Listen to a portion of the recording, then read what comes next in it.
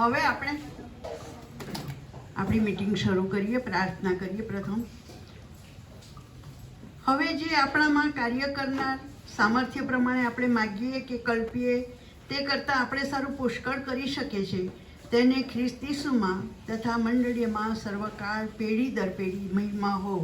Amen. FAC 3:20. પ્રાર્થનામાં જોડાઈએ. અતિ ઉચ્ચ અને ઉન્નત રાજ્યાસન પર બિરાજમાન અમારા અતિ ગૌરવ ઈશ્વર પિતા, આજના સુંદર દિવસની ભેટને માટે પ્રભુ તમારો આભાર માનીએ છીએ. સાંજની પળોમાં ફરીને એકવાર તમારા ચરણોમાં આવી શક્યા પ્રભુ, અને આજની આત્મિક જાગૃતિની આ મિટિંગમાં જ્યાંની નંદભાઈના ઘર આગળ પ્રભુ અમે આવી શક્યા છીએ. સર્વ મિટિંગમાં આવનારને પ્રભુ તમે જે રસ્તામાં છે એમને જલ્દી લઈ આવો, જે આવ્યા છે એમને માટે અમે આભાર માનીએ છીએ. અમારી પ્રાર્થના અમારા પ્રભુ ઈસુ ખ્રિસ્તના નામમાં માગીએ છીએ. સાંભળો અને અંગીકાર કરો. આમીન.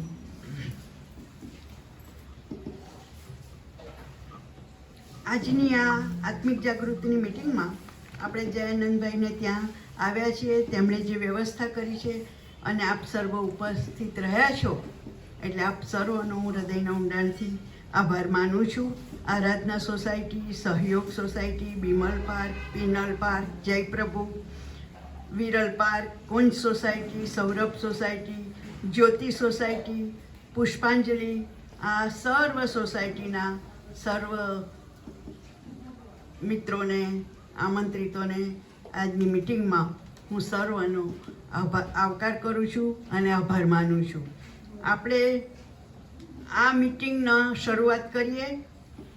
જોકે મને તો 3 જ મહિના થયા છે અને તમારા કારભારી તરીકે પણ તમે બધાએ મને બહુ જ પ્રેમ અને માન આપ્યું છે અને મારો સ્વીકાર કર્યો છે. એને માટે આપ સર્વનો હૃદયના ઊંડાણથી આભાર માનું છું. આજે આપણી મધ્યે પાળક સાહેબ, રેવરન્ડ ઓગસ્ટીન ફેજ સાહેબ અને આનંદીબેન આવ્યા છે. આપણે એમનો આભાર માનીએ છીએ અને નિત્યાનંદ સાહેબ પણ આપણી સાથે છે. સર્વ પાળક સાહેબોનો હું આભાર માનું છું અને આપ સર્વ આપની કૃપામાં એમને ધરી રાખશો એવી વિનંતીને પ્રાર્થના કરું છું.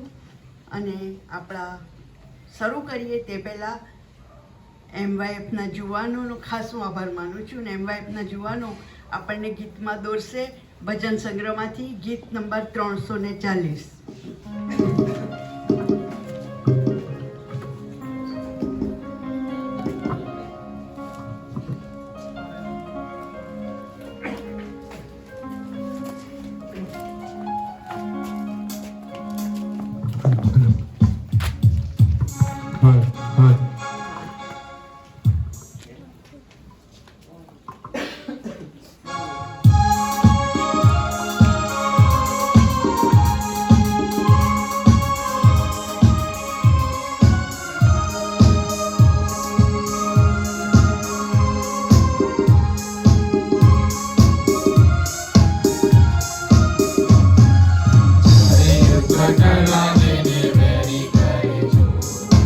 Isuda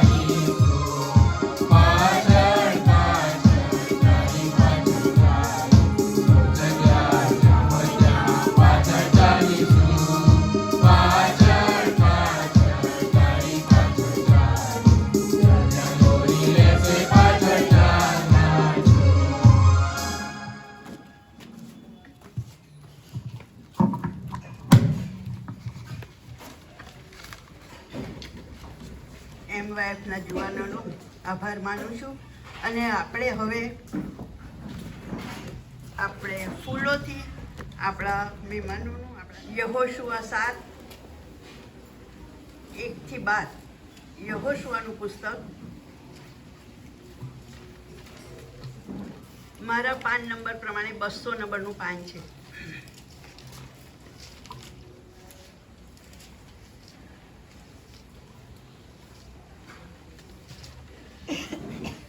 એકથી 12 કલમ આપણે વાંચીશું. પણ ઇસ્રાયેલ પુત્રોએ શાપિત વસ્તુ વિશે અપરાધ કર્યો, કેમ કે યહૂદાના કુળમાંના જેરાના પુત્ર, જાબ્દીના પુત્ર, કામેના પુત્ર આખાને તે શાપિત વસ્તુઓમાંથી કંઈક લઈ લીધું, અને યહોવાનો કોપ ઇસ્રાયેલ પુત્રો પર સળગી ઉઠ્યો. બેત આવેન પાસે બેથેલની પૂર્વગમ આય છે, ત્યાં યહોશુઆએ યરીખોથી માણસોને મોકલીને કહ્યું કે તમે જઈને તે દેશની બાતમી કાઢી લાવો. ને તે માણસો જઈને આયની બાતમી કાઢી લાવ્યા.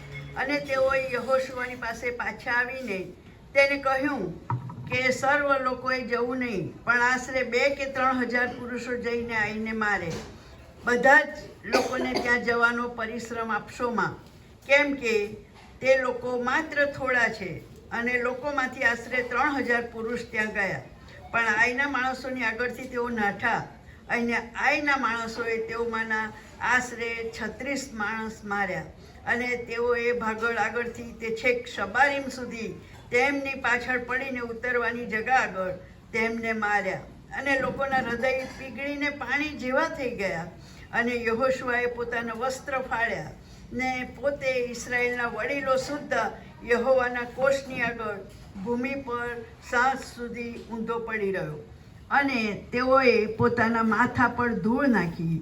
ત્યારે યહોશુઆ બોલ્યો, અરે રે, હે પ્રભુ યહોવા, અમને અમોરીઓના હાથમાં સોંપીને અમારો નાશ કરવા સારું તું આ લોકને યર્દન પાર લાવ્યો જ કેમ? અમે સંતુષ્ટ થઈને યર્દનની પેલે પાર રહ્યા હોત તો કેવું સારું. હે પ્રભુ, ઇસ્રાયેલીઓએ પોતાના શત્રુઓની સામે પીઠ ફેરવી છે, તો હવે હું શું બોલું? કેમ કે કનાની તથા દેશના સર્વ રહેવાસીઓ તે વિશે સાંભળશે, અને અમને ચારે ગમથી ઘેરી લઈને પૃથ્વી પરથી અમારું નામ નાબૂદ કરશે. પછી તું તારા મોટા નામ વિશે શું કરશે? ત્યારે યહોવાએ યહોશુઆને કહ્યું કે ઉઠ, ઊંધો કેમ પડ્યો છે? ઇસ્રાયેલે પાપ કર્યું છે. હા, તેઓએ તે તો જે કરાર મેં તેઓને ફરમાવ્યો હતો તેનું ઉલ્લંઘન કર્યું છે.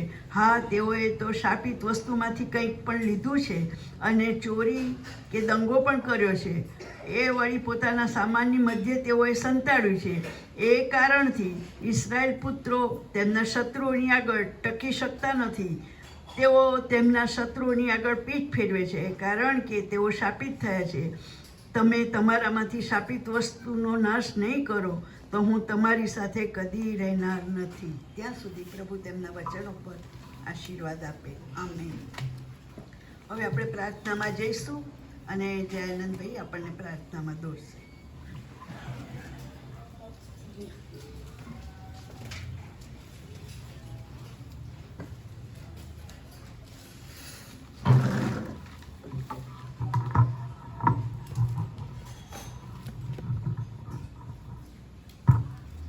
પ્રાર્થના કરીએ.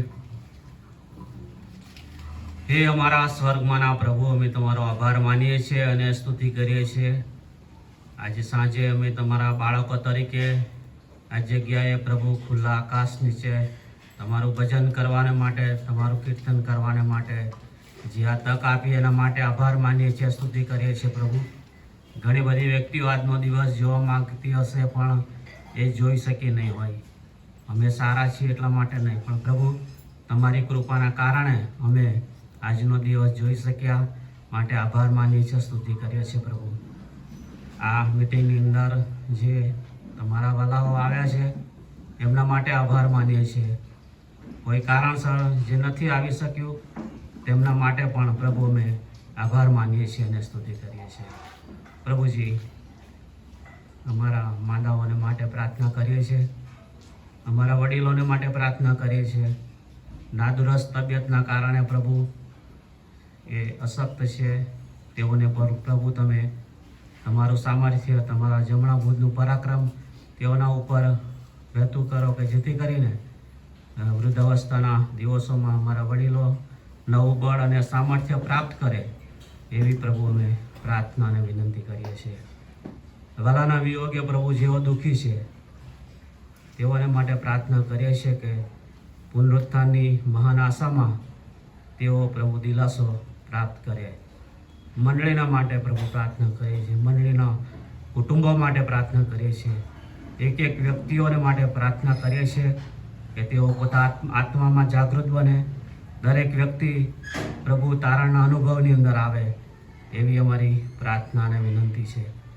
અમારી મેથોડિસ્ટ મંડળીની વિવિધ અંગોને માટે, વિવિધ પ્રવૃત્તિઓને માટે, વિવિધ સેવાઓને માટે પ્રાર્થના કરીએ છીએ પ્રભુ. જુનિયર ચર્ચને માટે, જુનિયર ચર્ચના સંચાલકને માટે, સન્ડે સ્કૂલ અને એના શિક્ષક ભાઈ બહેનો માટે, સુપ્રિન્ટેન્ડન્ટ માટે, દરેક બાળક પ્રભુ આત્મિક જીવનમાં વૃદ્ધિ પામે એના માટે અમે પ્રાર્થના અને વિનંતી કરીએ છીએ. અમારા વાયરના માટે પ્રાર્થના કરીએ છીએ, આભાર માનીએ છીએ પ્રભુ. પવિત્ર આત્માથી તેઓ અભિષેક થાય અને તમારો મહિમા ગાય એ માટે પ્રભુ અમારા વાયર ગણને તમારી કૃપામાં ધૈર્ય રાખજો. અમારા મહિલા મંડળ અને દરેક બહેનના માટે પ્રાર્થના કરીએ છીએ, એના આગેવાનોને માટે પ્રાર્થના કરીએ છીએ પ્રભુ. તેઓને આશીષથી ભરો, તેઓનું કામ પ્રભુ તમારામાં સાર્થક નીવડે એવી અમારી પ્રાર્થના અને વિનંતી છે. એમ બાપના દીકરા દીકરીઓને માટે પણ પ્રાર્થના કરીએ છીએ પ્રભુ. તેમના યુવાનીના કાળમાં પોતાનો અમૂલ્ય સમય ફાળવીને પોતાનું જીવન તમને સમર્પિત કરીને જ્યારે આ સેવામાં જોતરાયા છે ત્યારે પ્રભુ તેઓના અભ્યાસમાં, નોકરી ધંધામાં તમે સહાય અને મદદ કરજો પ્રભુ. અમારી મંડળીમાં મંગળવારે એમવાયએફ માટે એમવાયએફની મિટિંગ થાય છે, બુધવારે સિનિયર સિટીઝનની મિટિંગ મળે છે, ગુરુવારે પ્રભુ બાઇબલ અભ્યાસની સંગત માટે મળે છે, શુક્રવારની પ્રાર્થના સંગત માટે અને શનિવારે બહેનોની સંગત જે મળે છે તેને પ્રભુ તમે આશીષથી ભરજો.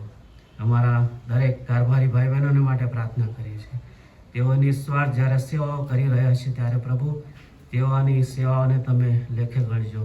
તેઓનું જે કંઈ કામ કરે છે તેમને, એમના કુટુંબોને પણ તમે આશીષથી ભરજો એવી અમારી પ્રાર્થના અને વિનંતી છે. પાસ્ટોરેટ કમિટી અને કમિટીના દરેક સભ્ય ભાઈ બહેનોને માટે પ્રાર્થના કરે છે પ્રભુ.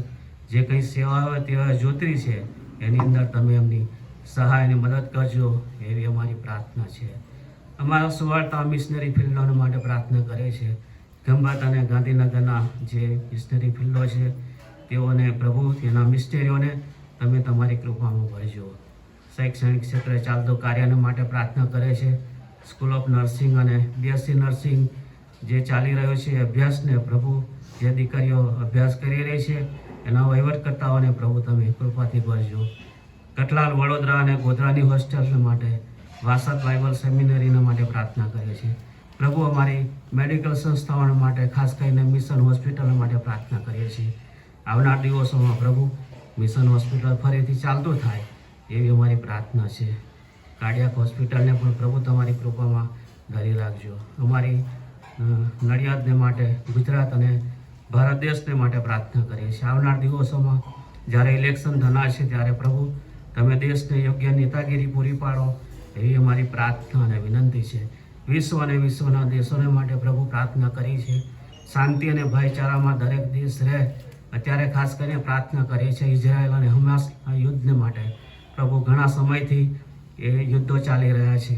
રશિયા અને યુક્રેનનું પણ યુદ્ધ ચાલી રહ્યું છે. આ બધા દેશોની અંદર પ્રભુ શાંતિના ઘૂંવટ તમે શાંતિ સ્થાપો એવી અમારી પ્રાર્થના અને વિનંતી છે પ્રભુ. આજના અમારા વક્તા, તમારા સેવકને પણ તમારા હાથમાં મૂક્યા છે, એમની સેવાઓને તમે આશીર્વાદિત કરજો પ્રભુ એવી મારી પ્રાર્થના છે. આજે પ્રભુ અમે દરેક જણ તમારું વચન સાંભળીએ તો અમે અમારા હૃદયો કઠણ ન કરીએ, પણ પ્રભુ અમે અમારા જીવનો તમે સમર્પિત કરીએ કે જેથી કરીને આ ચાલ્યા જતા વર્ષોમાં અમે તમારા કાર્યોનું પુનર્જીવન અમારા જીવનોમાં આત્મિક જાગૃતિ રૂપે જોઈએ એવી અમારી પ્રાર્થના અને વિનંતી છે પ્રભુ. હવે પછીનો સમય અમે તમારા હાથમાં મૂકે છે, તમે એમને દોરો ચલાવો. અમારી પ્રાર્થના, અમારી વિનંતી, અમારી મધ્યસ્થી પ્રભુ ઈસુ ખ્રિસ્તના નામમાં માંગીએ છીએ, માટે સાંભળો અને સ્વીકાર કરો બાપ. આમેન.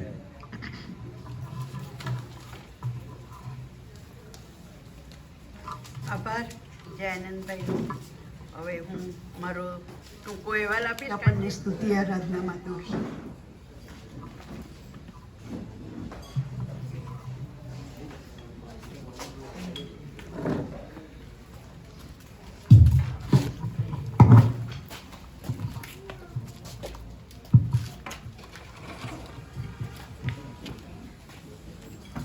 આપણે સર્વ આપણી જગ્યાએ ઊભા થઈશું.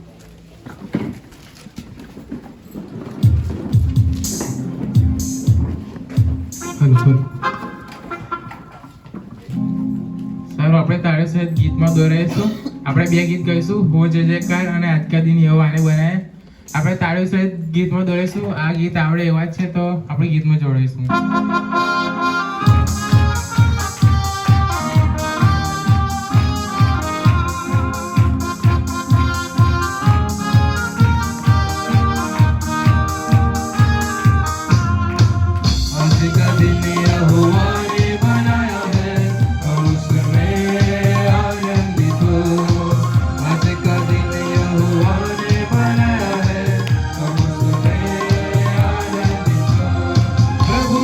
महिमा मिले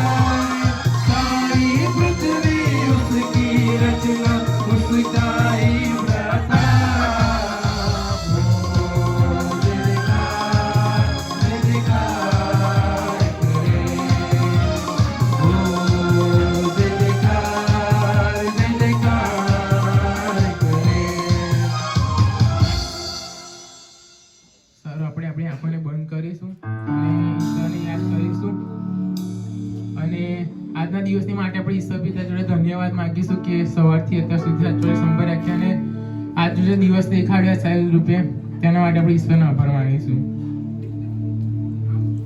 અને ઈશ્વરને કહીશું કે તમને આજનો દિવસ દેખાડ્યો તે માટે તમારો ઈશ્વર આભાર માને છે, તંદુરસ્ત રાખે એટલે આભાર માને છે. અને ગીતમાં જોઈ રહીશું, પ્રાર્થના મેં ચોખ્ખું છું.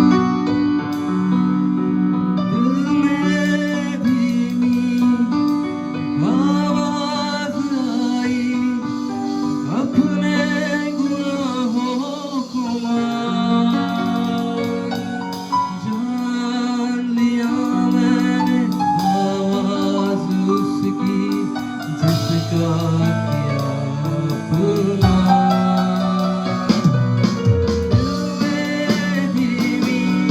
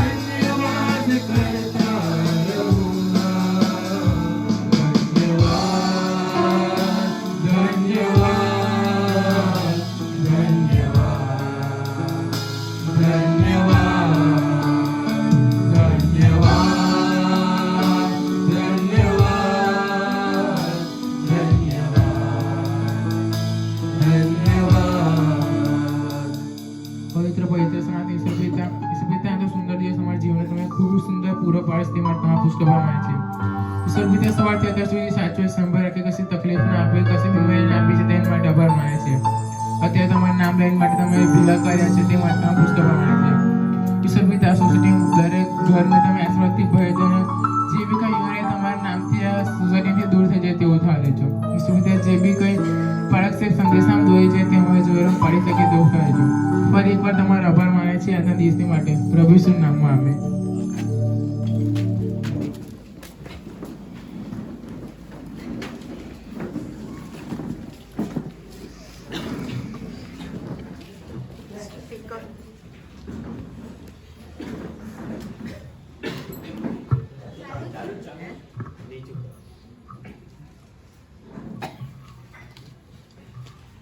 સુંદર આભાર સ્તુતિ કરાવી.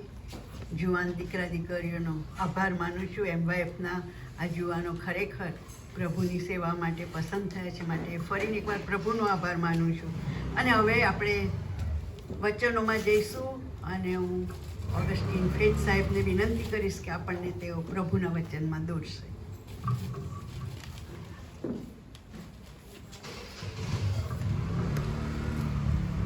આપણે પ્રભુનો ખૂબ આભાર માનીએ છીએ અને ઈશ્વર પિતાની સ્તુતિ કરીએ છીએ, કારણ કે આજે સાંજે આપણે ઈશ્વરના વચનોનો અભ્યાસ કરવાને માટે મળ્યા છીએ. અને કદાચ સૌથી મૂલ્યવાન સમય જો આ હોય તો એ પ્રભુના ચરણોમાં બેસવાનો, એના વચનો સાંભળવાનો.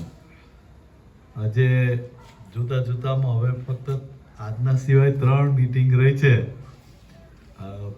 ઘણા દિવસથી આપણે 14મી ફેબ્રુઆરી બુધવારથી આ મીટિંગો ચાલતી આવી છે. આપ સર્વને ખાસ હું આભાર માનું છું. વ્યવસ્થાઓ માટે આ વિસ્તારના કારભારી ઉષાબેન, એમણે જણાવ્યું કે 4 મહિના એમણે આ સેવા સ્વીકારીને થયા છે. એકચ્યુઅલી આ વિસ્તારમાં કારભારીની સેવા માટે પ્રાર્થના કરતા હતા કે કોઈ સમર્પિત વ્યક્તિ, કારણ કે આ એરિયા ઘણો મોટો છે અને એટલે સેવા આપનાર મળે. એટલે અમે જાણીએ છીએ કાંતિભાઈ જેઓ નાણાં સમિતિના પ્રમુખ છે, અમે પણ છેવટે ઉષાબેનને બહુ સ્વેચ્છાએ અને અત્યારે પણ એમણે કહ્યું કે આ સેવા એમની પસંદગીની, ખુશીની છે. એટલે આપણે ખરેખર પ્રભુનો આભાર માનીએ અને એમની જે સેવાઓ છે એને માટે આપણે પ્રભુને ધન્યવાદ આપીએ. આપણે દરેક કારભારીઓને આવકારીએ છે. ત્યારે ઉષાબેનને પણ આપણે મંડળી તરફથી બુકે આપીને આવકારીએ અને વિનંતી કરીશ કાંતિભાઈ જેઓ નાણાં સમિતિના પ્રમુખ છે એમાં આવકાર કરશે. ઉષાબેનની સેવા માટે આભાર માની આપણે તાળી પાડીએ એમના માટે.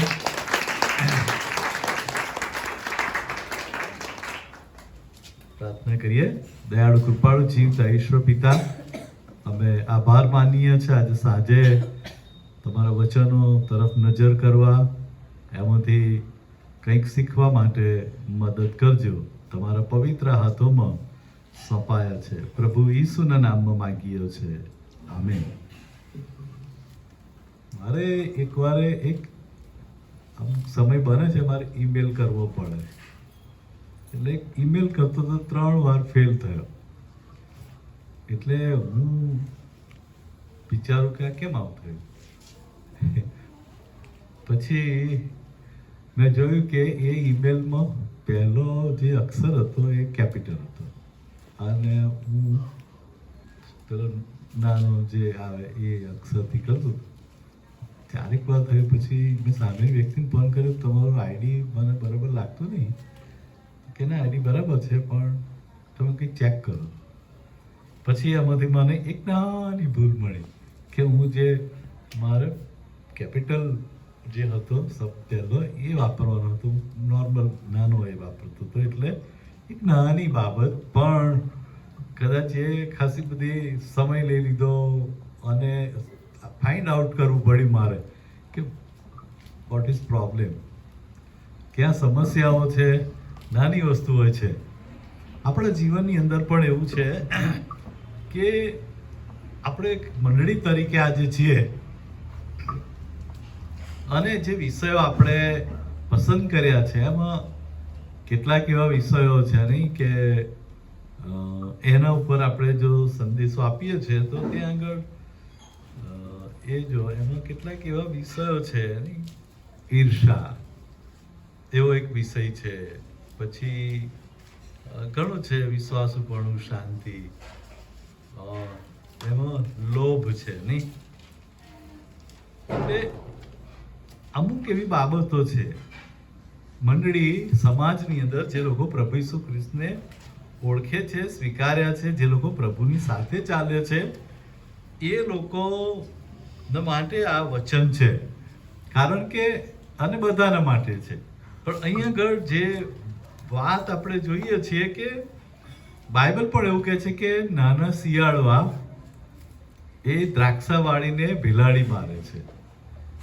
દ્રાક્ષાવાળી બહુ ફૂલેલી ખીલેલી હોય, બહુ સરસ હોય, પણ નાના નાના શિયાળવા જો ઘૂસી ગયા બચાય તો એનું ખેદાન મેદાન કરી નાખે છે.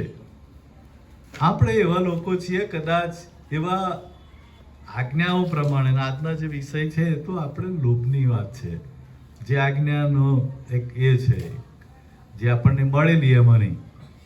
પણ બાઇબલ એવું કહે છે જે આજ્ઞાઓ છે એમાં તું હત્યા ના કર, વ્યભિચાર ના કર, ચોરી ના કર. આ જે બધી બાબતો છે એ બહુ બહુ શું કહેવાય, સાહસ માગી લે, યા તો તમને પછી બહુ હિંમત માગી લે કે ભાઈ ચોરી કરવા માટે બી બહુ હિંમત જોઈએ, હત્યા કરવા માટે બી બહુ હિંમત જોઈએ, અને એવા કારણો જોઈએ, હે ને. વિચાર માટે પણ લોકોએ બહુ હિંમત રાખવાની જરૂર પડે, કારણ કે એ લોકો પણ એમણે કોઈની બીક ના રાખે, કોઈથી બીવે નહીં, પરિણામોથી બીવે નહીં. આ બધાના તમે ચોરી કરો, હત્યા કરો, લૂંટફાટ કરો, કઈ બી થાય, પણ એ બધા જે મોટી ગુનાઓ છે એના પરિણામોની જો તમને બીક હોય તો તમે એ નહીં કરી શકો, કારણ કે એનું પરિણામ શું આવશે તમને ખબર છે.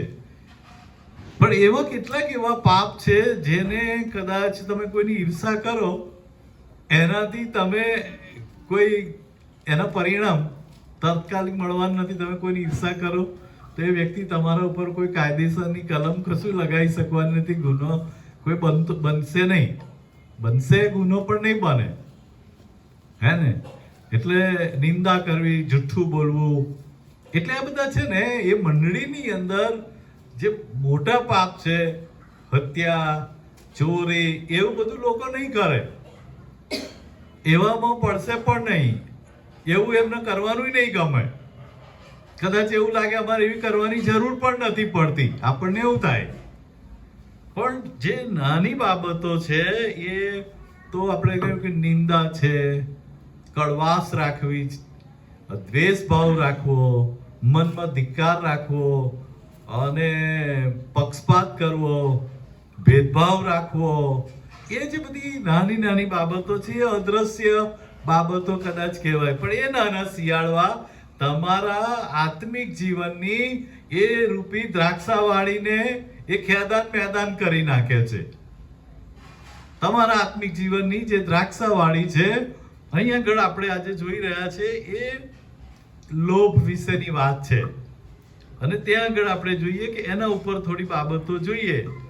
હવે તમે જુઓ તો 7મો અધ્યાય યહોશુઆનો ખોલ્યો છે, લખ્યું છે, પણ ઇસ્રાયેલ પુત્રોએ સ્થાપિત વસ્તુ વિશે અપરાધ કર્યો, કેમ કે યહૂદાના કુળમાંના જેરાહના પુત્ર જાબ્દીના પુત્ર કાર્મીના પુત્ર આખાને તે સ્થાપિત વસ્તુમાંથી કંઈ લીધું, અને યહોવાનો કોપ ઇસ્રાયેલ પુત્રો પર સળગી ઉઠ્યો. અહીંયા આગળ પાપ, લાલચ, લોભ અને લાલચ બહુ સાથે જ જાય છે.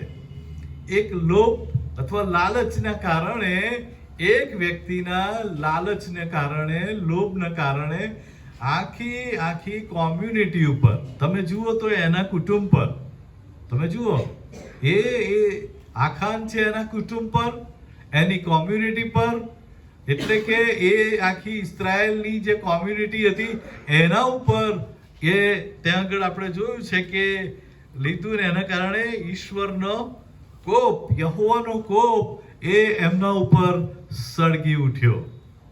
આ દુનિયામાં કોઈ ખાલી એક જ માણસ પાપી હોત ને તો પણ પ્રભુ ઈસુએ વધસ્તંભે જડાવવું પડે. એક જ માણસ પાપી હોત તોય, અને આ દુનિયામાં એક પાપ હોત ને તોય પ્રભુ ઈસુએ વધસ્તંભે જડાવવું પડે. એક પાપ નાનું હોત તોય. એટલે અહીં આગળ આપણે જોઈએ છીએ કે એક નાની બાબત છે, કદાચ આ ખાનને માટે એટલી ગંભીર નહોતી, એને કદાચ એટલું બધું એ નહોતું, કારણ કે લોકો ઘણું બધું લૂંટી લેતા હતા જ્યારે યુદ્ધમાં જાય ત્યારે, અને જ્યારે એમની જીત થાય ત્યારે લૂંટી લેતા હતા. અને આ કદાચ એણે છાની પાની રીતે એણે વસ્તુઓ લીધી. અને એટલે તમે જુઓ કે જ્યારે લોકો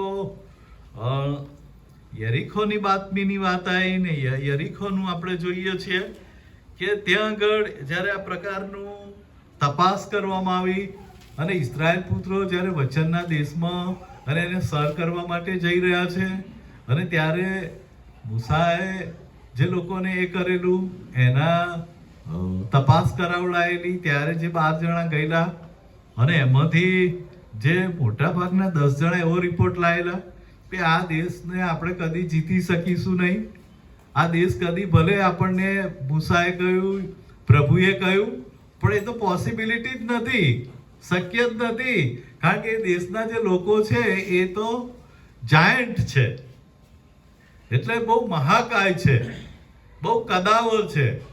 હવે તમે જુઓ, ઇઝરાયલ લોકો પણ કદાવર હતા, ઇઝરાયલ પુરુષો જે હતા, ઇવન સ્ત્રીઓ પણ બહુ મજબૂત કદાવર. આજે પણ તમે યહૂદી લોકોને જોવો તો એ બધા બહુ કદાવર લોકો, આમ મજબૂત લોકો, હાઈટ બોડીવાળા. પણ એ લોકોએ જ્યારે આ લોકો વિશે જ્યારે જોયું અને એમની જ્યારે બાતમી કે ભાઈ આ લોકો તો એટલા કદાવર છે, બધું ભલે ત્યાં સારું હોય, ત્યાંની જે પાક છે, પાણી છે, બધું બરાબર છે, દૂધ અને મધની રેલછેલ વાળો દેશ છે, પરંતુ એને હાંસલ કરવો એ બહુ સહેલું નથી. અને એટલા માટે પેલા લોકો જ્યારે નિરાશાજનક રિપોર્ટ લાવ્યા ત્યારે આ યહોશુઆ અને કાલેબને લોકોએ બહુ સારી એ લઈ આવેલા માહિતી, અને એમણે એમ કહ્યું કે આપણે દેશને જીતી શકીશું. એવી જ રીતે આપણે જોઈએ છે કે અહીં આગળ જ્યારે લોકોએ યુદ્ધ કર્યા, યરીખોની ઉપર હુમલો કર્યો, અને ત્યાં પણ તમે જુઓ તો એ લોકોએ જાસૂસો મોકલ્યા હતા. અને પછી ત્યાં આગળ આપણે જોઈએ છીએ કે જે યરીખોની ઉપર જ્યારે એમણે એ કર્યું અને ત્યારે જીત તો મેળવવાની આવી, પણ એ સમયે ઇઝરાયલ પુત્રોમાંના કહે છે કે શાપિત વસ્તુથી તમે પોતાને અલગ રાખો, એવું કહેવામાં આવેલું. રખેને તેને શાપિત કર્યા પછી તમે પોતે શાપિત થાઓ, એ 6 અધ્યાય 18મી કલમમાં. અને શાપિત વસ્તુને ન લો, એમ કરીને ઇઝરાયલની છાવણીને શાપિત કરો ને તેને હેરાન કરો. પણ સર્વ રૂપું તથા સોનું, પિત્તળના તથા લોડાના પાત્ર યહોવાને સારું પવિત્ર છે, તે યહોવાના ભંડારમાં જાય. ત્યારે લોકોએ હોકારો કર્યો અને યાજકોએ રણશિંગડા વગાડ્યા. અને આ બધી આપણે આગળ જોઈએ છે. અને નગર, દરેક પુરુષ નગરમાં ઘૂસી ગયો, અને ત્યાર પછી આપણે એ બધી જ બાબતોનું ત્યાં વર્ણન કરવામાં આવેલું છે. અને ત્યાર પછી એમાંથી આપણે જોઈએ છે કે એ સમયે, અને એના પછી આપણે આગળનો અધ્યાય જોઈએ છે કે ઇઝરાયલ પુત્રો ને ઈશ્વરે એની નજરથી જોયા. પ્રભુથી કોઈ કાર્ય યા સારું કાર્ય તમે કરો એની નોંધ પણ પ્રભુ રાખે છે. કદાચ તમે કોઈની સેવા કરો છો, કદાચ મંડળીને ખબર નથી, અમારા જેવાને પણ ખબર ના હોય. ઘણી વખત અમે ગુપ્તમાં કરેલી સેવા અને ગુપ્તમાં કરેલું દાન એ આપણને, આપણા સિવાય ઘણીવાર કોઈ ના જાણતું હોય, પણ ઈશ્વર, તમે જે કંઈ કરો છો એનું નોંધ હોય છે ઈશ્વર પાસે. અને નાનું પણ પાપ એ ઈશ્વરની નજરથી છુપી રહી શકતું નથી, કારણ કે બાઇબલ પણ કહે છે કે યહોવાની નજર, દ્રષ્ટિ એ આ પૃથ્વી પર છે. અને એટલા માટે અહીં આગળ આપણે જોઈએ છીએ કે આખાને શાપિત વસ્તુમાંથી કંઈ લીધું, અને યહોવાનો કોપ ઇઝરાયલ પુત્રો પર સળગી ઉઠ્યો અને ત્યાં તમે જુઓ તો બેથાવેન પાસે બેથેલની પૂર્વગામ આય છે. ત્યાં યહોશુઆએ યરીખોથી માણસોને મોકલીને કહ્યું કે તમે જઈને તે દેશની બાતમી કાઢી આવો. અને તે માણસો જઈને આયની બાતમી કાઢી આવ્યા અને તેઓએ યહોશુઆની પાસે પાછા આવીને તેને કહ્યું કે સર્વ લોકોએ જવું નહીં, પણ આશરે 2 કે 3,000 પુરુષો જઈને આયને મારે.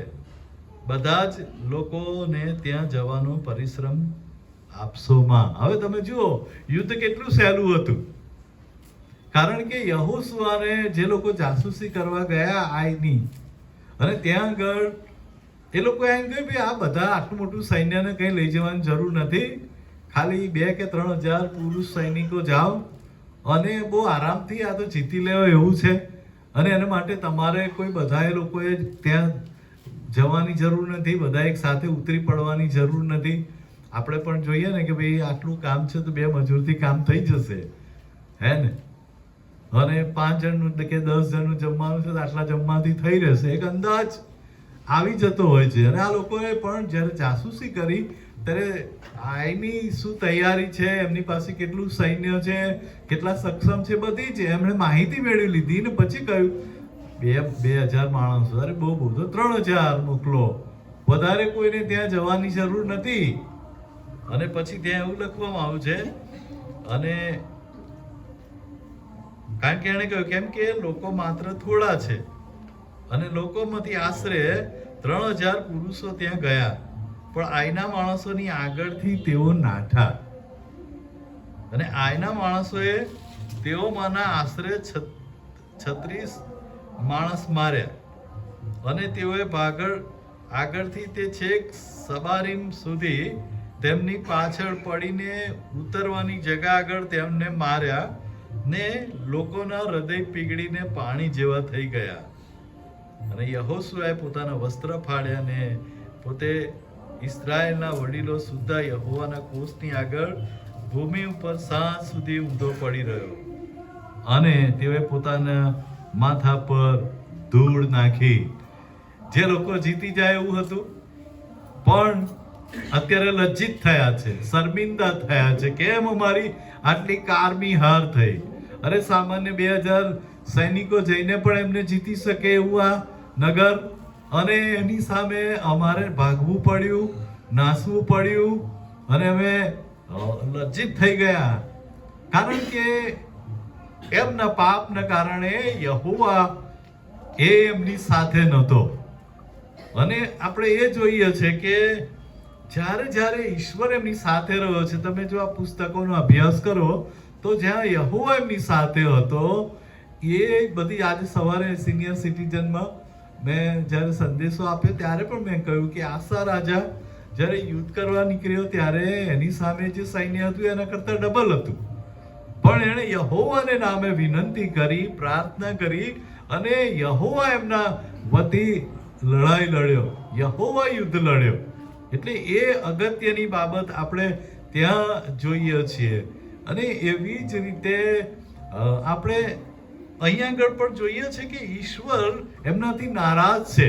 બાકી આ એમના શત્રુઓ એમની સામે ટકે એવા નહોતા. પ્રભુ પલવારમાં એમને હરાવી શકે, પણ એક ના પાપે, અને ત્યાં એવું લખવામાં આવ્યું છે, એ આગળ આપણે જોઈએ છે કે આખાને જે પાપ કર્યું, અને એણે જે લોભ રાખ્યો, લાલચ રાખી, યહોવાની નજરમાં જે સારું નહોતું એ કર્યું, અને માટે એ લોકો પરાજિત થાય છે. આપણા જીવનમાં નિષ્ફળતાઓ માટે કદાચ આ લોકોને પણ પ્રભુએ કહ્યું કે તમારી નિષ્ફળતાનું કારણ શું છે. બાકી એ લોકો જાતે ફાઇન્ડ આઉટ કરવા છે. આપણે નિષ્ફળ થઈએ તો આપણે શું કરીએ?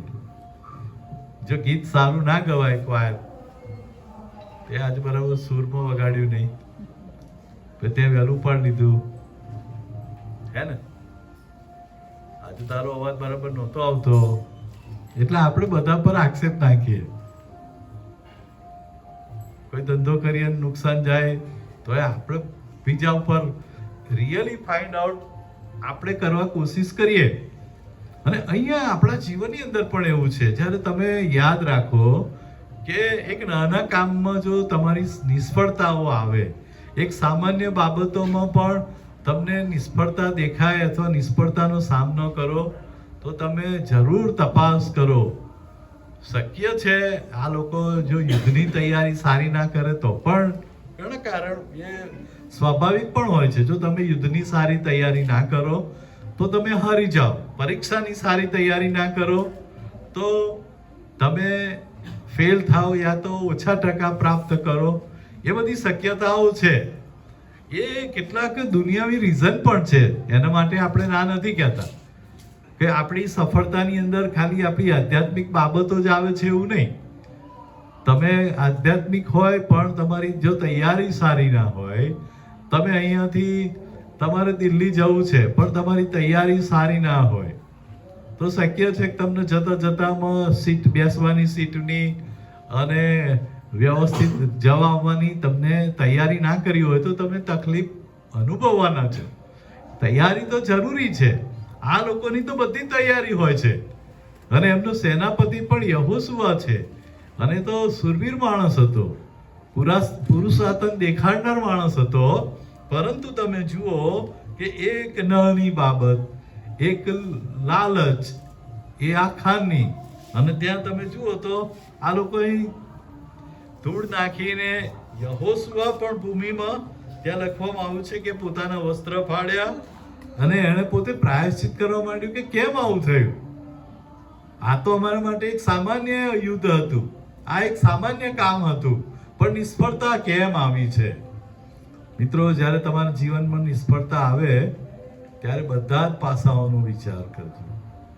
તમારા આત્મિક જીવનના, તમારા પ્રાર્થનાના જીવનના, ઈશ્વર સાથેના સંબંધના, બરાબર, એ ચોક્કસ વાત છે. અને તમારી પોતાની જે બુદ્ધિ છે અથવા તો તમારી કદાચ બેદરકારીથી પણ, આપણી ઘણી વાર બેદરકારીથી પણ આપણને નિષ્ફળતાઓ પ્રાપ્ત થાય છે. પણ અહીં આગળ તમે જુઓ અને 7મી કલમથી ત્યારે યહોશુઆ બોલ્યો કે અરે રે, હે પ્રભુ યહોવા, અમને અમોરિયાના હાથમાં સોંપીને અમારો નાશ કરવા સારું તું આ લોકોને યર્દન પાર લાવ્યો જ કેમ? અમે સંતુષ્ટ થઈને યર્દનની પેલે પાર રહ્યો હોત તો કેવું સારું. હે પ્રભુ, ઇસ્રાએલીઓએ પોતાના શત્રુઓની સામે પીઠ ફેરવી છે, તો હવે હું શું બોલું?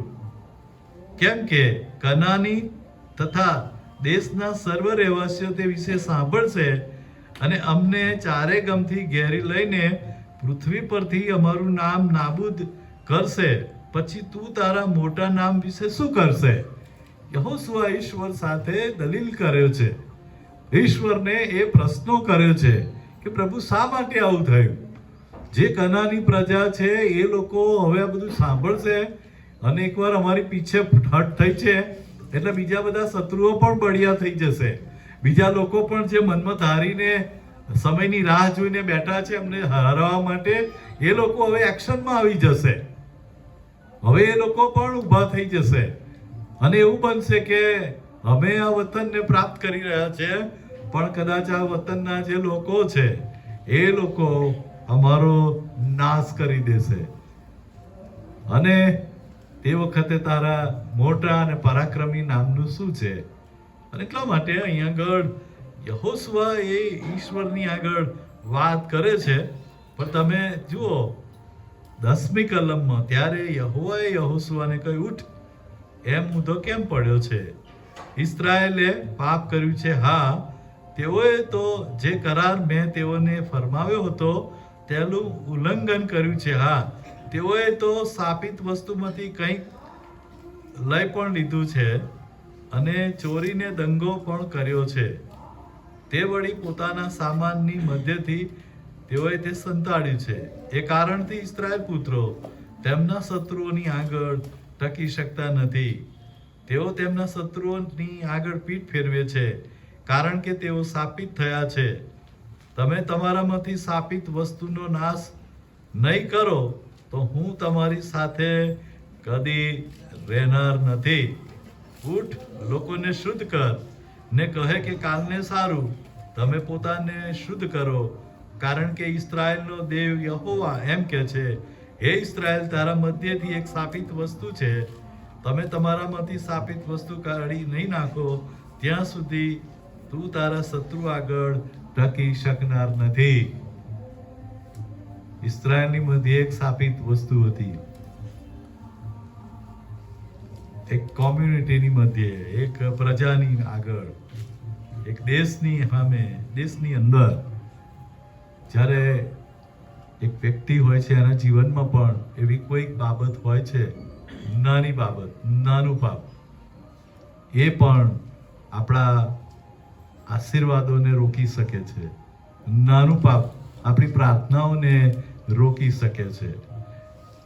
યશાયાના પુસ્તકમાં પ્રભુ શું કહે છે? શું યહોવાનો હાથ એટલો ટૂંકો થઈ ગયો છે કે તમને સહાય ના કરે? અને યહોવાનો કાન શું એટલો મંદ પડી ગયો છે કે જે તમારી પ્રાર્થના ના સાંભળે? યહોવાનો કાન એટલો મંદ પડી ગયો છે કે તમારી પ્રાર્થના ના સાંભળે? યહોવાનો હાથ એટલો ટૂંકો થઈ ગયો છે કે જે તમને મદદ ના કરી શકે? પછી લખે છે કે તમારા પાપ તમારી ને તમારા દેવની વચ્ચે આડે આવેલા છે. અને એટલા માટે મિત્રો આપણે યાદ રાખીએ, કદાચ ચોરી, લૂંટફાટ અને હત્યા કે વ્યભિચાર કે એવા ભારે પાપો આપણા જીવનમાં ના હોય. આપણને એવું પણ થાય કે મને તો કોઈ વ્યસન પણ નથી, એવું પણ આપણે કહીએ, અને એવું પણ હોય.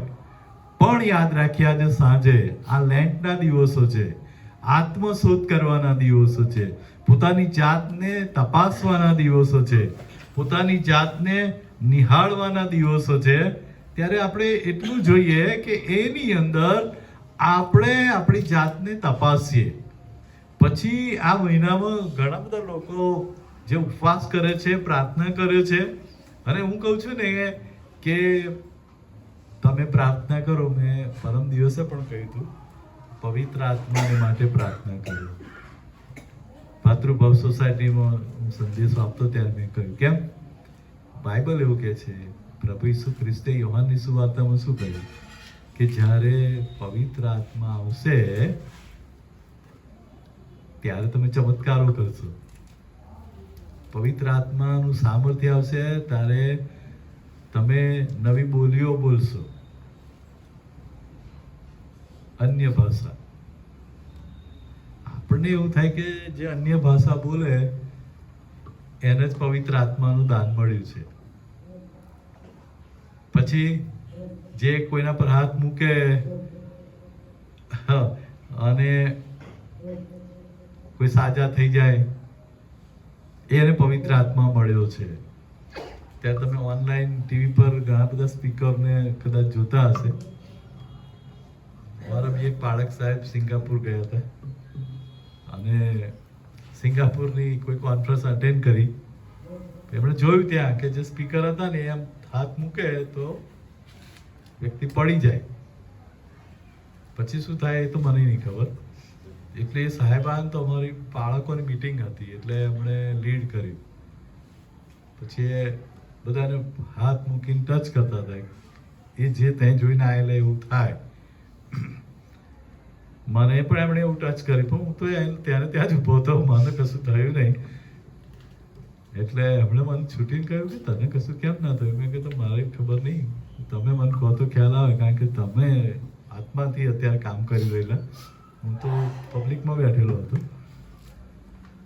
એટલે આપણે ઘણીવાર પવિત્ર આત્માનું જે દાન છે, કૃપાદાન છે, એની સાબિતીઓ આવી કે ભાઈ કોઈ અન્ય ભાષામાં બોલે અને પવિત્ર આત્માનું સામર્થ્ય પ્રાપ્ત કરે ત્યારે એ જરૂર છે. ચોક્કસ તમે ચમત્કાર કરી શકો, અન્ય ભાષામાં બોલો.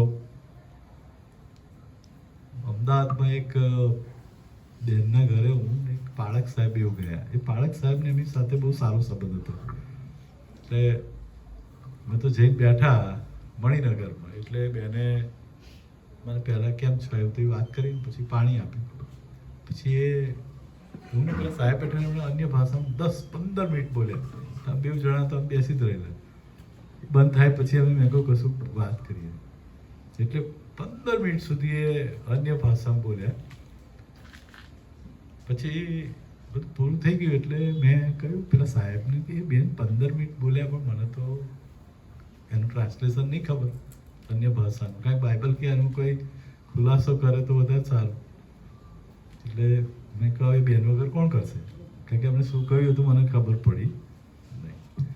એટલે એમણે એક લીટીમાં કહ્યું પ્રભુએ તમારી સેવાને આશીર્વાદિત કરી છે, મને એવું કહ્યું. એટલે મેં કહ્યું બેન તમે 15 મિનિટ બોલ્યા તો તમે મને તો એક જ લાઈનમાં કહી દીધું.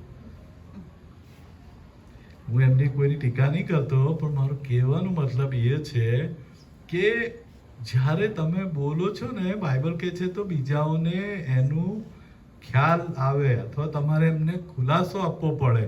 બાકી કોઈ એનું શું મિનિંગ છે? અહીં ઇંગ્લિશમાં કોઈ ભાષણ કર્યા કરે અને આપણને એમાંની કશી, ચલો ઇંગ્લિશમાં તમને ખબર પડે, કોઈ ઉર્દુ બોલી નાખે, મલયાલી બોલી નાખે, શું આપણે કરવાના છે? તમને કહું કે એટલે પ્રભુ ઈસુ ખ્રિસ્તે શું કહ્યું, મારું મૂળ જે વાત છે એ હું કહેવા માંગુ છું. એ બધાનું હું નકારતો નથી. કોઈ અન્ય ભાષા બોલે છે, પ્રભુનો આભાર, હાલેલુયા, બરાબર. તમને ઈશ્વર કોઈ પણ ચમત્કાર કરવાનું દાન આપે, પવિત્ર આત્મા તમને પ્રાપ્ત થાય, તમે કરી શકો છો. કારણ કે એવું નથી કે કોઈ ખાસ પસંદગીના લોકોને જ આપે છે. પરિણામ એ હતું કે બાઇબલ એવું કહે છે યોહાનની સુવાર્તામાં કે જ્યારે પવિત્ર આત્મા આવશે ત્યારે તમને શું શીખવશે ખબર છે? પાપ વિશે, ન્યાયપણા વિશે અને ન્યાય વિશે ભાન કરાવશે. પાપ વિશે, ન્યાયપણા વિશે અને ન્યાય વિશે તમને ભાન કરાવશે. હવે હું તમને એ થોડું કદાચ એક્સપ્લેન કરું. જ્યારે પવિત્ર આત્મા કાર્ય કરે છે ને ત્યારે અહીં સંદેશ ચાલતો હોય યા આરાધના ચાલતી હોય અને પવિત્ર આત્મા કાર્ય કરે છે ત્યારે તમારામાંથી કોઈ પણ વ્યક્તિ બેઠેલીને એના હૃદયમાં રિયલાઇઝ થાય છે કે એને કોઈ પાપ યાદ કરાવે છે, એને કોઈ પાપ પવિત્ર આત્મા યાદ દેવડાવે છે. કારણ કે સંબોધક છે. જેમ પ્રબોધકો રાજાઓને કહેતા હતા કે તારું આ પાપ છે, દાઉદને જે કહ્યું એમ, અને આહાબને કહેવામાં આવ્યું. એટલે એ લોકોને પાપ જેમ બતાવે એમ પવિત્ર આત્મા એ કહ્યું છે જ્યારે પવિત્ર આત્મા આવશે ત્યારે તમને પાપ વિશે, ફર્સ્ટ થિંગ હું તમને કહું, પાપનું ભાન કરાવશે. હવે તમે જ્હોન વેસ્લી સાહેબની જો એમના જીવન વિશે જાણો છો કે જ્હોન વેસ્લી એના બાપા એ તો એન્ગ્લિકન ચર્ચના પાદરી હતા અને એટલા બધા ભાઈ બહેનો હતા. જ્હોન વેસ્લી એક ભણ્યા અને પછી એમને કંઈ તારણી નહોતું થયું, તેડું નહોતું થયું અને જોર્જિયાની અંદર એ કામ કરવા જતા રહ્યા, સુવાર્તાનું, બાળકનું. અને ત્યાં ફેલ ગયા એટલે પાછા આવતા હતા ઇંગ્લેન્ડ. અને ઇંગ્લેન્ડ આવતા હતા ત્યારે એમને જે પેલા મોરવિયન લોકો, જે લોકો વાણમાં હતા અને જતા વાણની અંદર જે મુશ્કેલી હતી, પણ એ લોકો સરસ ગીતો ગાતા હતા, આરાધના કરતા હતા. આ બધી પરિસ્થિતિઓની અંદર જ્હોન વેસ્લીએ બધું એમની સાથે વાત કરી. ત્યાં પણ એનું એટલું બદલાવ નહોતું થયું. પણ એલ્ડર્સ ગેટ નામની જગ્યા ઉપર જ્યારે જ્હોન વેસ્લી એક મિટિંગ ચાલતી હતી, પ્રાર્થના કરવા ગયા, એમણે એમની ડાયરીમાં લખ્યું છે કે મારું હૃદય એક અજ્ઞાત ઉષ્માથી ગરમ થઈ ગયું. મારામાં એક જાતની એવી ઉષ્માઈ, એ અજ્ઞાત, મને ખબર નથી એ કઈ દિવ્ય બાબત હતી કે જેનાથી મારું હૃદય મને એકદમ વોર્મઅપ થઈ ગયું, મને કંઈ ગરમાઓને. પછી પવિત્ર આત્માએ જ્યાં ત્યાં ગયો અને જ્હોન વેસ્લીએ પોતાના પાપ કબૂલ કર્યા અને પસ્તાવો કર્યો અને પ્રભુ ઈશ્વરની પાસે આવ્યા. એ જે એલ્ડર્સ ગેટ નામની જગ્યા ઉપર પવિત્ર આત્માએ એમને પકડ્યા, એમનો પવિત્ર આત્માએ એમને એ કર્યા. પાઉલ પણ જ્યારે દમસ્કરમાં આગળ જતો હતો અને પવિત્ર આત્માએ એને ભાન કરાવ્યું, પ્રભુના અવાજે એની સાથે વાત કરી. અહીંયા આગળ પવિત્ર એટલે કહ્યું જ્યારે પવિત્ર આત્મા આવે છે ત્યારે તમને પાપ વિશે, કદાચ કોઈ તમારા ઘરના વ્યક્તિ પણ નહીં જાણતા હોય એવી કોઈ તમારી મિસ્ટેક, ભૂલ, પાપ હશે, એ પવિત્ર આત્મા તમને બતાવશે. તમે સૂતા હશો ત્યાર, બેઠા હશો ત્યાર, પ્રાર્થના કરતા હશો ત્યાર, અને કહેશે કન્ફેસ કર, તું કબૂલ કર અને એનો ત્યાગ કર અને માફી માંગ. એટલે પવિત્ર આત્મા આવે છે ત્યારે જે સિમ્ટમ્સ છે, જે એની નિશાનીઓ છે, એની જે સાબિતીઓ છે, એ તો એ છે કે તમને પહેલા તો તમે શું છો એનું ભાન કરાવશે. પવિત્ર આત્મા મને પછી એ ભાન કરાવશે કે આ વ્યક્તિમાં શું નબળાઈ છે, એ પણ કરાવશે. એ હું તમને કહું. પહેલા તમને તમારા વિશે પવિત્ર આત્મા બતાવશે કે તમે શું છો, તમારામાં કઈ ઉણપ છે, કઈ ક્ષતિ છે. અને ત્યાર પછી પવિત્ર આત્મા એ પણ બતાવશે કે તમે, તમારી જોડે બેસનાર વ્યક્તિ, તમારી સાથે રહેનાર વ્યક્તિ, તમારી સાથે કામ કરનાર વ્યક્તિ, તમારી સાથે સેવા કરનાર વ્યક્તિનામાં શું ઉણપ છે એ પણ પવિત્ર આત્મા તમને બતાવશે ને કહેશે અને કે. એટલે પહેલું તો પાપ વિશે ભાન કરાવે છે. સેકન્ડ, ન્યાયપણા વિશે. હવે જો તમને કહું, ન્યાયપણા વિશે આપણે મૂળ વાત શું છે? ન્યાયપણાની ખાતરી. ઘણા લોકોએ પાપની માફી મેળવી છે, ઘણા લોકોએ પ્રભુ ઈસુનો સ્વીકાર કર્યો છે, પણ હજુ એ ન્યાયી થયા છે કે નહીં, એમને ન્યાયપણું મળ્યું છે કે નહીં, એ નિર્દોષ છે કે નહીં, એની ખાતરી હોતી નથી. આપણે બી કોર્ટમાં કોઈ મેટર ચાલતી હોય ને કહો કે ભાઈ હિયરિંગ છે, હવે ડિસિઝન અમારી પાસે આવી જાય એટલે અમને ખબર પડે કે આ મેટરમાંથી અમે નિર્દોષ નીકળી ગયા છીએ. એટલે એ ન્યાયપણું પ્રભુ ઈસુ ખ્રિસ્તમાં છે. તમે જે સમયે તમારું ગમે તેવું પાપ હોય છે અને એ પ્રભુએ કહ્યું કે કિરમત જેવા હશે તોય અને લાલ વસ્ત્ર જેવા હશે તોય, રક્ત જેવા હશે તોય, પણ એ પાપની પ્રભુ ઈસુ ખ્રિસ્ત માફી આપે છે. અને એ માફી પામ્યા પછી તમને હંમેશા એ પાપ યાદ નહીં કરવાનું, એ પાપને વાગોડ્યા નહીં કરવાનું. તમને ન્યાયપણું મળી ગયું. તમને કોર્ટમાંથી એકવાર ડિસિઝન આવી ગયો કે તમે તો નિર્દોષ થઈ ગયા, પછી તમે વસ્તુ ભૂલી જાઓ છો. પછી તો તમે હિંમતથી બહાર નીકળો, ભાઈ હું તો નિર્દોષ છૂટી ગયો છે, હવે મને કોઈ મારા ઉપર કોઈ આક્ષેપ નથી, અથવા મારા ઉપર કોઈ એનું એ નથી. એવી રીતે પ્રભુ ઈસુ ખ્રિસ્ત જ્યારે પવિત્ર આત્મા આવે ત્યારે જો તમે તારણ પામ્યા છો ને એની તારણની ખાતરી ના હોય ને, તો એ પવિત્ર આત્મા ખાતરી આપે છે. આ બહુ ગૂઢ વાતો છે જે હું તમને કહી રહ્યો છું, બહુ થિયોલોજીની વાત છે. તમને ખાતરી થાય કે હું હવે મારા પાપ માફ થયા છે, જે ભૂતકાળમાં જે મેં પ્રભુની આગળ કબૂલ કર્યા છે. હા, તમે કોઈ નવી બાબત ભૂલથી કરો છો, પાપ કરી બેસો છો, તો એની તમારે માફી માંગવાની હોય છે. પણ તમે તમારી જાતને બહુ સંયમમાં રાખો, કારણ કે પવિત્ર આત્મા તમને ટોકે છે. બીજી વસ્તુ, હવે ત્રીજી વાત, મેં ન્યાયપણા વિશે કહ્યું, ત્રીજું ન્યાય વિશે કહ્યું. એની પણ તમને પવિત્ર આત્મા ખાતરી આપે કે એક દિવસે ન્યાય થશે અને તું પ્રભુની આગળ ઊભો છે ત્યારે ઈસુ ખ્રિસ્તનું ન્યાયપણું તને નિર્દોષ ઠરાવશે. ઈસુ ખ્રિસ્તનું, કારણ કે વધસ્તંભે ચડાઈને એણે તમારા માટે જે જીવ આપ્યો છે, તમારા પાપ એણે લઈ લીધા છે, એણે પોતાના ઉપર તમારા પાપ લઈ લીધા છે. અને એટલે ન્યાય વિશે, ન્યાયપણા વિશે પ્રભુ તમને ખાતરી આપે છે ને પાપ વિશે. શરૂઆત પાપથી કરે છે. અને એટલે માગદલેની મરિયમ એને રડતી હતી ઈસુ આગળ ને એના કહે છે કે એણે પેલું પોતાના જે પાસે તેલ હતું એનાથી, અત્તર હતું એનાથી ઈસુના પગે ચોડ્યું. કે છે એને વાળથી એને પગ સાફ કર્યા. એ તો પ્રાયશ્ચિત હતું, એને પવિત્ર આત્માએ પ્રાયશ્ચિત કરાયું. એટલે પાપ વિશે પવિત્ર આત્માએ ભાન કરાયું. નાના પાપો જ્યાં સુધી આપણે કબૂલ કરતા નથી એ મોટા જ છે. એવું હોતું નથી કે તમે એ હત્યા કરી એનું સજા વધારે છે અને તમે કદાચ લાલચ રાખો છો, લોભ રાખો છો અને જૂઠી સાક્ષી પૂરો છો વગેરે વગેરે, એની સજાઓ કોઈ નથી હોતી. પાપ એ પાપ છે. અને એટલા માટે અહીં આગળ આપણે જોઈએ છે કે નાની વસ્તુઓ, હવે કઈ ચોરી લીધું તું એ કઈ બહુ મોટી ચોરી નથી કરી, આખાને સામાન્ય વસ્તુઓ છે, પણ સામાન્ય વસ્તુએ એમને બહુ મોટું યુદ્ધ હરાવી દીધું, પીછેહટ થઈ ગઈ. એટલે કહ્યું કે નાનું પાપ પણ તમને મંડળીને, તમને, આપણને પરાજિત કરી શકે છે. આપણી પ્રાર્થનાઓ રિબોન્ડ થાય છે. તમે કેરમ રમો ત્યારે ખબર રિબોન્ડ એ મારું છે સ્ટ્રાઇકરને, જોશથી મારો ને અહીંની કૂકી કાઢવાની હોય, સામે દિવાલ પર મારો અને અહીંથી કૂકી સીધી બહાર નીકળી જાય છે. એવી રીતે આપણી પ્રાર્થનાઓ જાય છે ખરી, પણ પાછી આવે છે. કેમ કે અહીં આગળ જોયું તો કઈ બહુ મોટી વસ્તુઓ નહોતી, પણ ત્યાર પછી આપણે જોઈએ કે બધું થયું, અને પણ પ્રભુએ કહ્યું 13મી કલમ, ઉઠ લોકોને શુદ્ધ કરને કહે કે કાલને સારું તમે પોતાને શુદ્ધ કરો. પણ તમે અહીંયા એ પણ જુઓ કે કોઈ પાપ કર્યું છે એના માટે ત્યાં ફૂલ સ્ટોપ નથી આવતું. પ્રભુએ કહ્યું તમે ઉઠો, પોતાને શુદ્ધ કરો, માફી માંગો ઈશ્વર આગળ, અને ફરીથી તમે તૈયાર થાઓ. અને આપણો પ્રભુ એ તો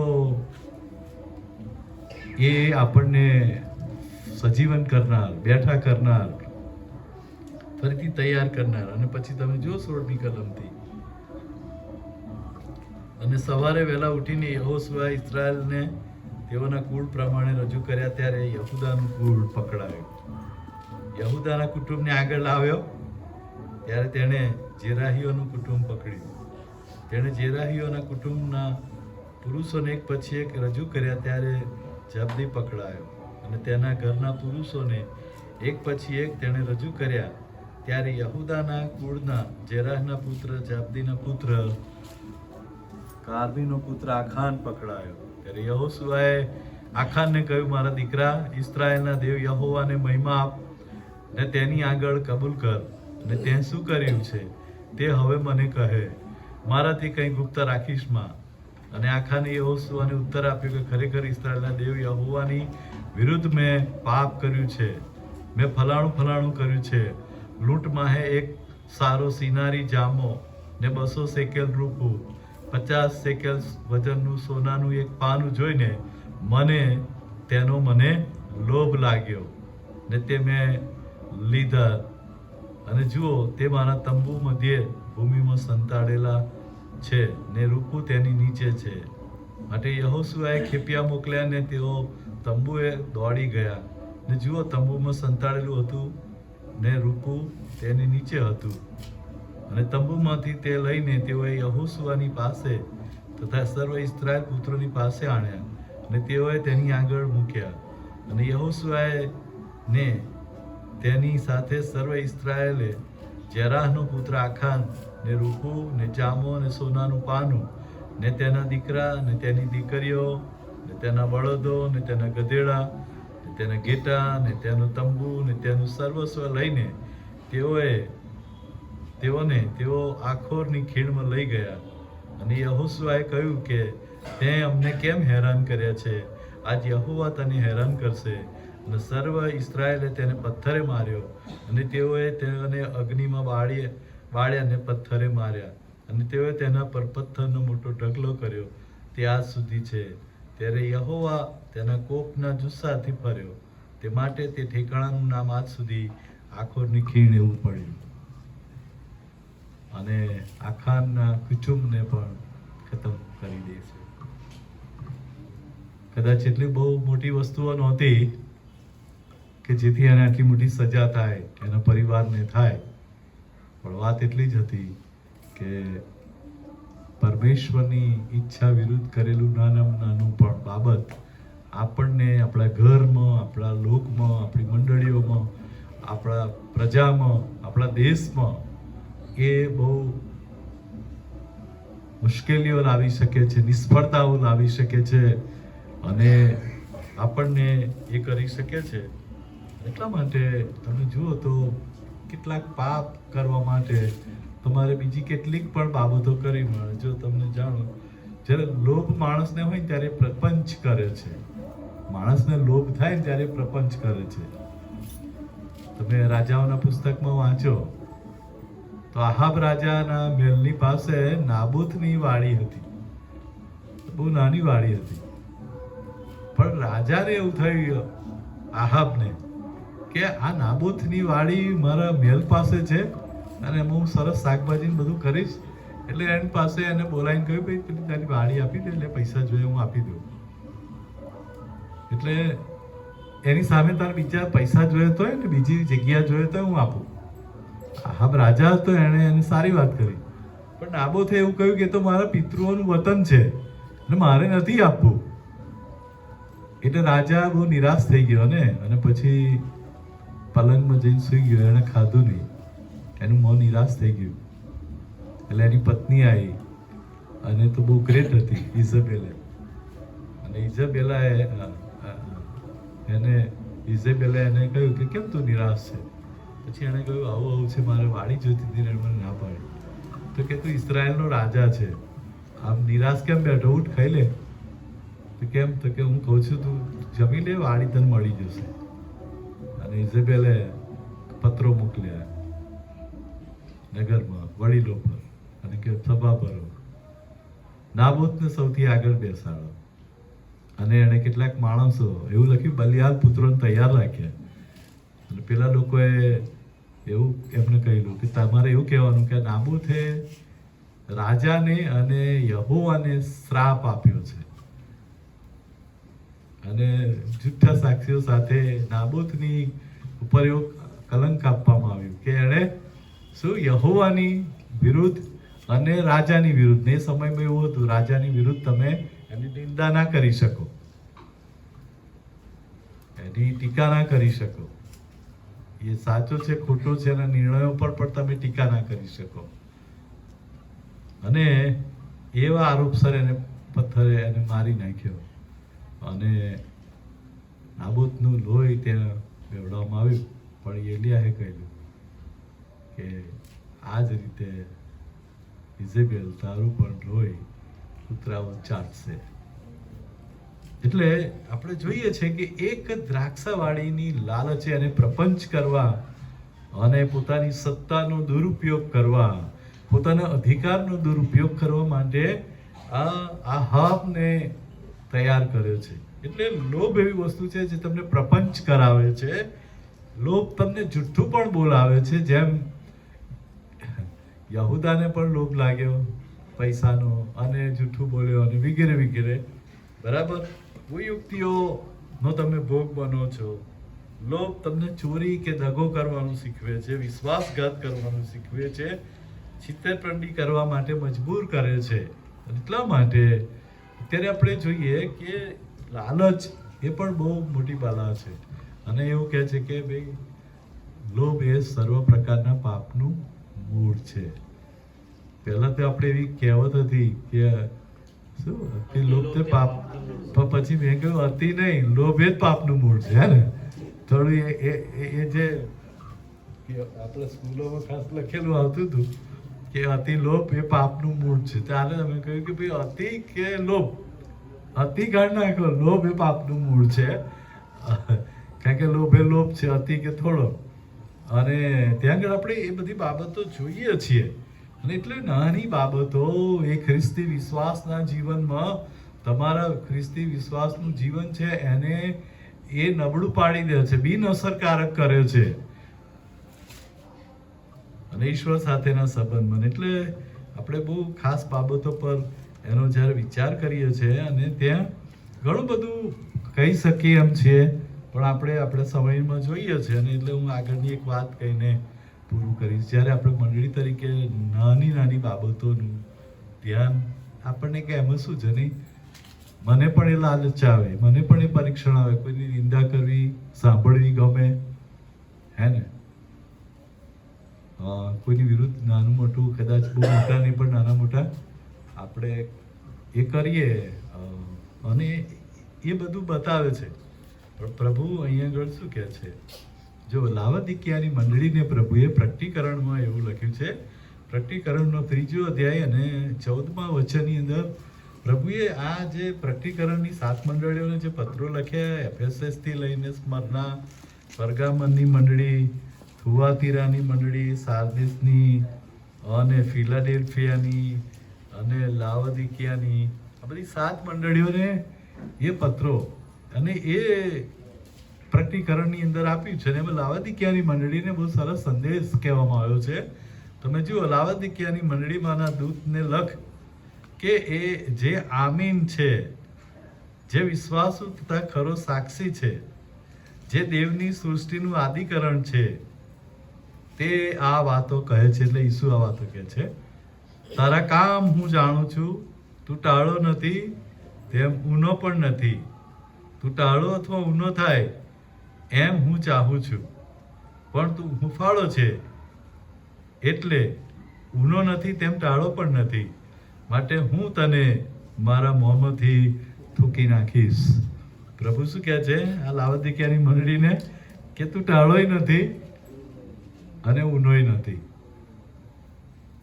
પણ તું હુંફાળો છે.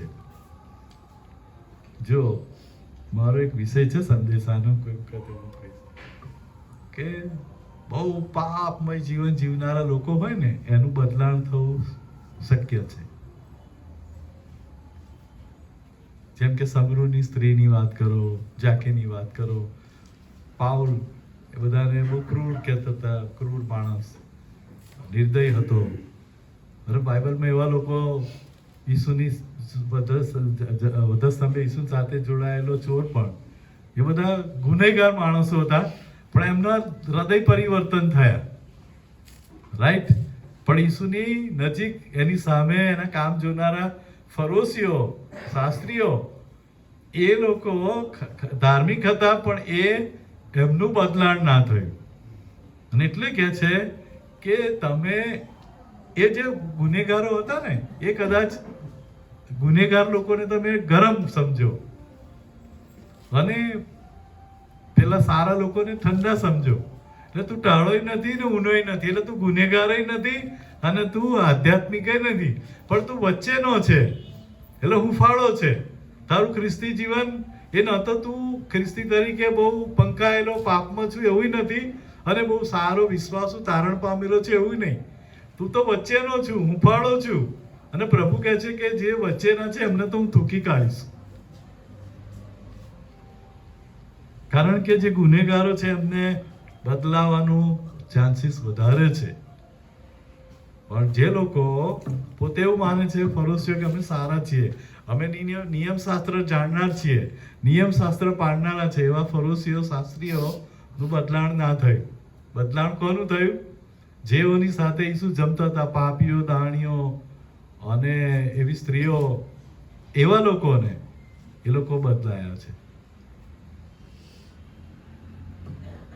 એટલે ઈશ્વર આપણને આજે સાંજે વાત કરે છે આપણે કયા જૂથમાં છીએ, ઊના, ઠંડા કે હુંફાળા. પ્રભુ કહે છે તમે ઊના હશો તો વાંધો નહીં, તમારો જીવનની શક્યતા છે તમને પ્રભુ બદલી નાખશે. પવિત્ર આત્મા તમારી મુલાકાત એના વચનથી લેશે, અને તમે કદાચ બહુ જે વિશ્વાસુ છો, તારણ પામેલા છો, તો તમારે કોઈ પ્રશ્ન નથી. પણ તમે ધાર્મિક છો પણ તારણ પામ્યા નથી, અને ધાર્મિક છો પણ ગુનેગાર એટલે ગુનાઓ કરતા નથી, તમારા માટે કદાચ બહુ મુશ્કેલ બાબત છે. કારણ કે જે ગુનેગાર છે એને ક્યારેક તો એવું થાય છે કે આ તો મેં ખોટું કરેલું. લેટ તો લેટ પણ એને થાય છે, પણ આપણને તો એવું કે મારું તો કઈ વાંક જ નહીં. અને એટલે આ વચનો પ્રભુ આપણને સમજવા કૃપા આપે. નાની બાબતો, નાના પાપો એ આપણા જીવનને ઈશ્વરથી દૂર રાખી શકે છે. પ્રભુ આ સમજવા સહાય કરે.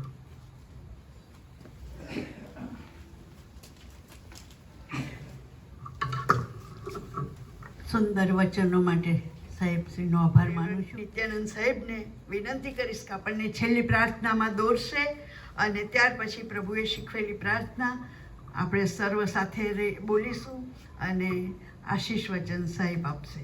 નિત્યાનંદ સાહેબ પ્રાર્થનામાં દોરશે.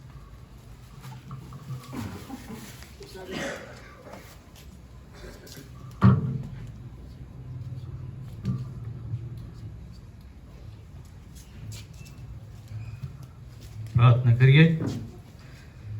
સ્વર્ગમાંના અમારા જીવંત, પવિત્ર અને પ્રેમાળ ઈશ્વર પિતા, સુંદર સાંજના સમયને માટે અમે તમારો આભાર માનતા તમારું ભજન કરીએ છીએ. પ્રભુ, લેન્ટના દિવસોની અંદર તમે અમને દોરી લાવ્યા છો, જ્યારે અમે તમારા મરણને યાદ કરીએ છીએ.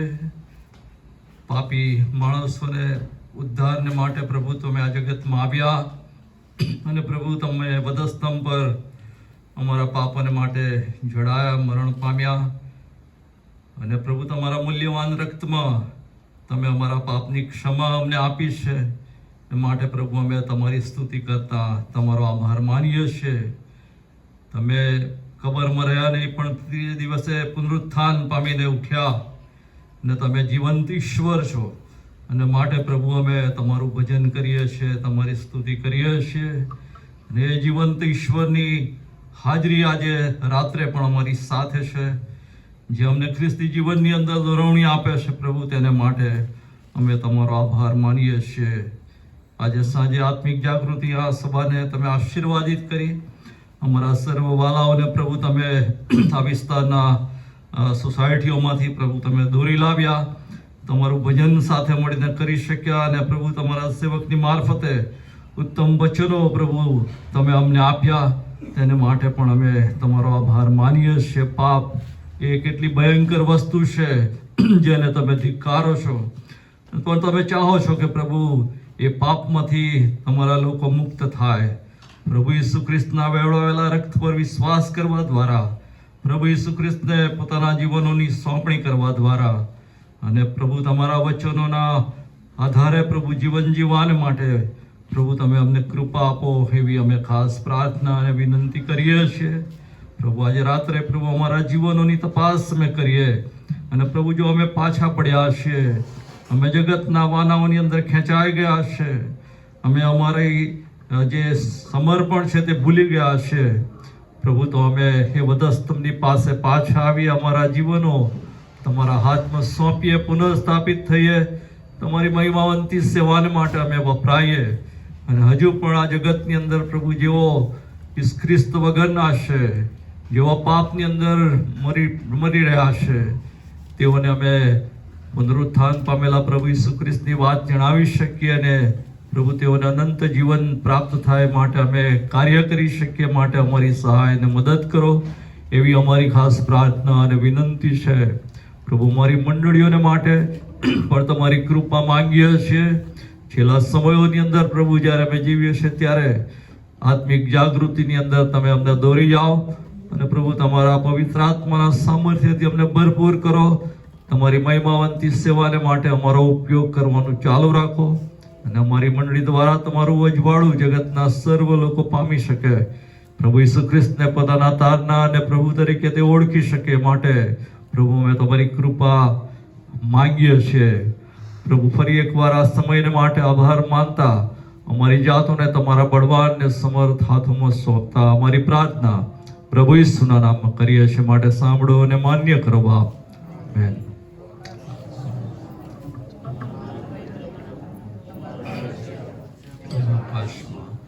પૃથ્વી પર અમારી ઈચ્છા પૂરી થાય. દિવસની રોટલી આજે અમારા મને માફ કરે છે.